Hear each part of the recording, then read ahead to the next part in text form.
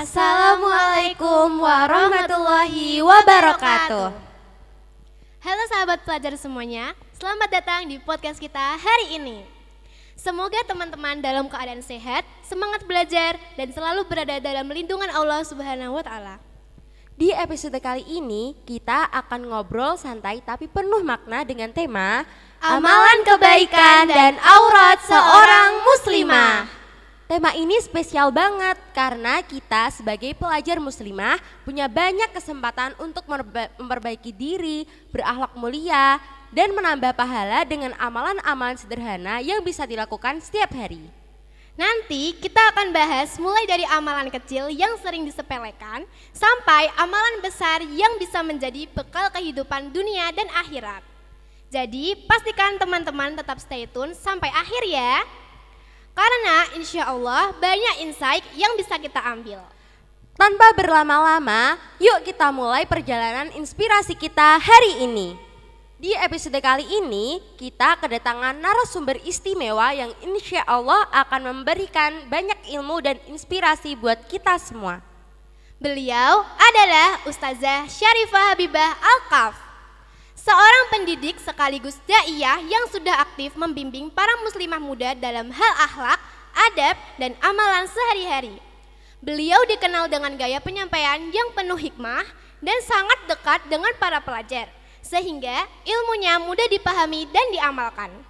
Hari ini Ustazah Syarifah Habibah Al-Kaf akan berbagi bersama kita tentang bagaimana seorang muslimah bisa menjalani kehidupan sehari-harinya dengan amalan-amalan sederhana namun penuh keberkahan. Mari kita sambut dengan penuh hormat dan semangat Ustazah Syarifah Habibah Al-Kaf. Assalamualaikum warahmatullahi wabarakatuh. Waalaikumsalam warahmatullahi wabarakatuh. Perkenalkan, nama saya Nadia Luratul Ais. Dan saya Lutfiana Libah Hafsah. Senang sekali dapat berjumpa dengan Ustazah. Sama, saya juga senang banget ketemu sama kalian. Langsung saja silahkan Ustazah bisa memperkenalkan diri dan ceritakan riwayat pendidikan dan pengalaman yang Ustazah jalani.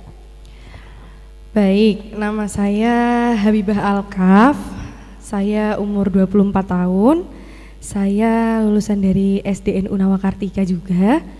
Kemudian saya melanjutkan MTS dan lanjut untuk mondok di Kota Malang, Jawa Timur.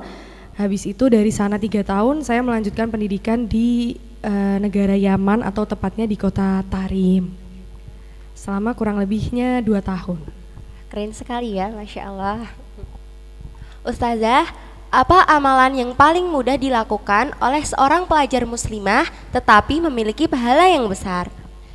Amalan yang paling besar pahalanya untuk seorang pelajar jelas yang pertama yaitu thalabul ilm, yaitu mencari ilmu ya. Man salaka thariqan yaltamisu fihi ilma sahhalallahu lahu thariqan ilal jannah. Barang siapa yang berjalan untuk mencari ilmu, maka Allah Subhanahu wa Ta'ala yang akan mempermudah jalannya menuju surga. Jadi cara cepat untuk mendapatkan surga dengan jalan yang sudah ditentukan oleh Allah adalah dengan mencari ilmu. Mencari ilmu terutama ilmu agama ya. Kebetulan di SMPN Unawakartika agamanya Masya Allah bukan cuma umumnya. Jadi insya Allah menjadi bekal yang cukup bagi pelajar untuk mendapatkan amalan yang besar. Kemudian amalan yang kedua adalah birrul walidain atau mematuhi orang tua ya. Karena bekalnya bukan cuma di sekolah tetapi untuk diamalkan di rumah supaya bagus muamalahnya dengan orang tuanya dan lain-lain. Apa tips Ustazah agar kita bisa konsisten melakukan amalan baik di tengah kesibukan belajar? Konsisten melakukan amalan baik ketika sibuk belajar. Ya, yang pertama yang harus dibenahi adalah mindset. Mindset bahwa kalau kita melakukan segala sesuatu, mau amalan kecil atau amalan yang besar, itu mindsetnya harus dirubah supaya amalannya itu mudah. Jadi melakukan amalan itu nggak harus dengan susah payah kan, dengan mindset kita yang mudah ya. Kalau kita bayangkan amalan itu dengan mudah, oh insya Allah kalau melakukan ini gampang, maka kalau mindsetnya udah bagus, sudah diperbaiki, melakukan amalan apapun akan menjadi mudah ya. Walaupun kita tuh lagi sibuk belajar, melakukan hal-hal yang manfaat itu bisa di waktu kapanpun gitu. Adakah amalan sunnah atau doa tertentu yang bisa dilakukan sebelum belajar agar ilmu mudah masuk dan bermanfaat? Oke, untuk doa atau sunnah apa yang harus dilakukan ketika pelajar itu sedang menuntut ilmu? Yang pertama adalah memperbaiki adab. Adabnya dimulai dari membersihkan diri dulu ya.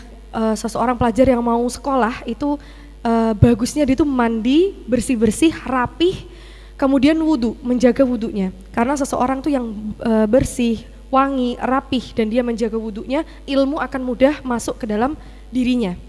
Nah, kemudian setelah dari adab-adabnya dia bersih, kemudian menjaga wudhu terutama, ada juga amalan-amalan yang saya dapatkan dari guru-guru saya, yaitu menghadap kiblat jika memungkinkan, dan memulai segala sesuatu itu dengan bertawasul kepada Rasulullah SAW, kepada keluarganya, kepada sahabatnya, dan kita sebut orang-orang soleh. Supaya apa?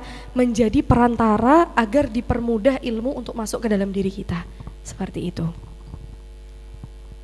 Ustazah, bagaimana pengertian aurat muslimah menurut syariat dan bagaimana menjaga kehormatan seorang muslimah, tapi terkadang kita merasa belum siap. Apa nasihat Ustazah untuk kondisi seperti ini? Baik, kalau penjelasannya dulu ya, dari aurat sendiri itu adalah segala sesuatu yang wajib untuk ditutup dan segala sesuatu yang haram untuk dilihat, itu adalah aurat. Jadi untuk aurat perempuan ya, jumhur ulama memakai untuk di Indonesia sendiri, memakai perkataan ulama yang auratnya adalah seluruh badannya kecuali muka dan telapak tangan. Di mana kita temukan banyak sekali aurat-aurat yang terlihat, seperti misalnya yang paling sering kita jumpain adalah kaki. Ternyata kaki itu adalah aurat, di mana kita tuh seharusnya pakai kaos kaki gitu, karena kaos kaki itu termasuk dari menutup aurat.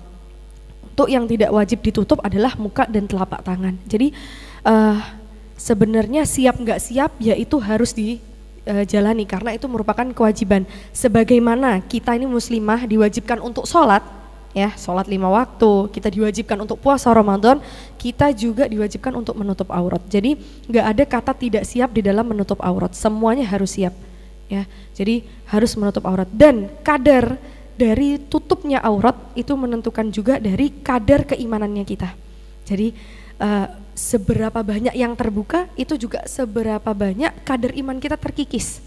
Jadi kalau mau imannya sempurna sebagai muslim yang sejati, muslim yang mempunyai keimanan yang tinggi, maka dengan cara juga menutup auratnya dengan sempurna.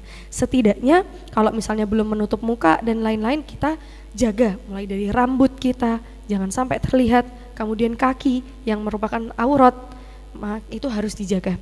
Jadi kemanapun pakai kaos kaki, diingatkan teman-teman yang kalau nggak pakai kaos kaki kayak gitu. Jadi kalau untuk muka dan telapak tangan, insya Allah masih belum aurat menurut ulama yang diambil dari perkataannya untuk di Indonesia. Karena memang berbeda-beda di setiap negara untuk mengambil perkataan ulama. Seperti saya belajar di Kota Tarim. Di Kota Tarim mengambil pendapat ulama bahwa aurat perempuan itu seluruh badannya. Jadi walaupun mukanya juga ditutup, makanya di sana seluruh penduduknya menggunakan cadar. Karena di Indonesia ini belum bisa untuk seperti itu, belum bisa mengambil perkataan ulama yang itu, maka diambil yang selain muka dan telapak tangan. Maka hendaknya kita menutup dari ujung kaki sampai ujung kepala, seperti itu. Ustazah, bisa memberikan kesan dan pesan untuk seluruh siswi SMPN Putri Nawakartika? Baik, kesannya senang banget ya, yang jelas karena saya juga alumni dari Nawakartika, bisa datang ke sini juga merupakan suatu kehormatan bagi saya. Saya lihat sekolahnya luar biasa karena isinya hanya putri ya, meminimalisir untuk terjadinya hal-hal yang tidak diinginkan. Jadi putri semua bagus banget, Masya Allah. Guru-gurunya juga saya lihat penuh dengan ilmu, sanad ilmunya jelas, dan sekolahnya bagus ya, ekstrakurikulernya banyak. Jadi bagi wali murid atau siapapun yang ingin menyekolahkan anaknya, saya rekomendasikan untuk sekolah di SMPN Putri Nawakartika, karena dia walaupun namanya SMP, berbasis SMP, tetapi di dalamnya banyak sekali ilmu agama. Karena saya tadi dapat cerita dari guru-guru bahwa ternyata agamanya juga banyak ya di SMPN Putri Nawakartika. Ada fikih nisa, ada tauhid, ada fikih dan lain sebagainya. Yang saya kagumkan ternyata namanya aja yang SMP, tapi ternyata di dalamnya juga banyak sekali ilmu agama, dan kemudian ada banyak ekstrakurikuler yang bisa menjadi bekal bagi siswi untuk melanjutkan kehidupannya nanti. Masya Allah, sangat rekomendasi banget ya di sekolah SMPN Putri Nawakartika. Sekian dari kami, terima kasih kepada Ustazah Syarifah Habibah Alkaf yang telah meluangkan waktunya. Semoga Ustazah diberikan kesehatan, keberkahan, dan keberlimpahan dalam hidup. Jangan lupa nantikan episode kami selanjutnya. Terima kasih sudah menonton. Saya Nadia Lulu Dan saya Lutfiana Libya Hafsah. mohon pamit undur diri. Wassalamualaikum warahmatullahi wabarakatuh.